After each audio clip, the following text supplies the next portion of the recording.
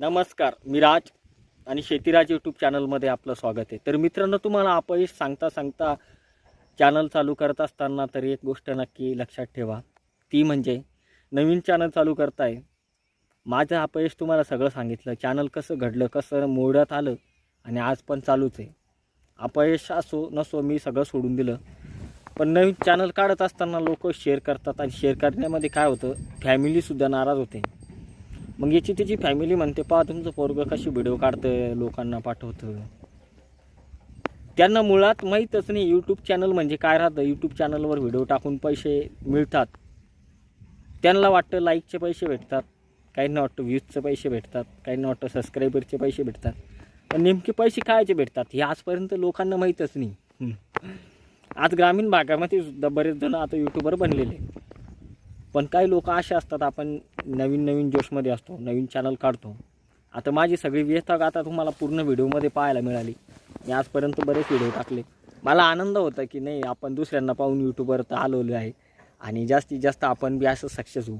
लोकांच्या गाड्या गिड्या पाहून तरी आपल्याला सांगलं सायकल ते अपेक्षा तरी ठेवली ना आपण. अपेक्षा ठेवणं खूप गरजेची आहे. अपेक्षा जरी नाही ठेवली तर माणूस पुढे जाणार नाही. परंतु अपेक्षा ठेवत असताना आपण दुसऱ्यावर विसंबोधलं नाही पाहिजे. हा काय म्हणणार, तो काय म्हणणार, ते काय म्हणणार, ते काय म्हणणार, ही काय म्हणणार, ती काय म्हणणार, हे असे म्हणून माणूस मॉनिटाईज होतं. आपलं काय म्हणतं, नाराज होतं. आणि त्या नाराजामुळे ते काय करतं, व्हिडिओ बनवणं बंद करतं. मध्येच मग एकटाच बरळत राहतं. पण जेव्हा माणूस धाडशीनं पुढे येऊन धडा बोलायला लागतो त्यावेळेस महत्त्वाचं असतं.